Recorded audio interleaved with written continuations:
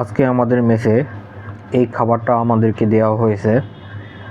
তো মাছের ভুনা এবং সাথে ছোট ছোট আলু ভাজি। আমার মাছ খেতে ইচ্ছা করতেছে না, তো বাইরে হতে আমি মুরগির মাংস কিনে আনবো।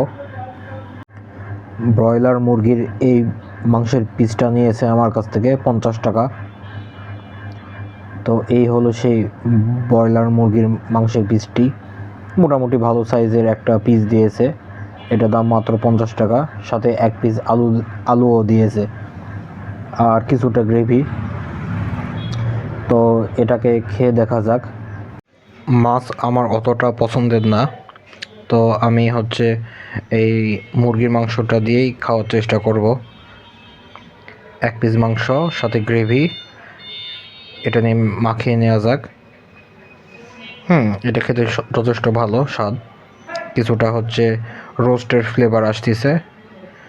আরেকবার খেয়ে দেখা যাক। হ্যাঁ, এটা যথেষ্ট সুস্বাদু। তো আমি আমার মিলটি খেতে থাকি।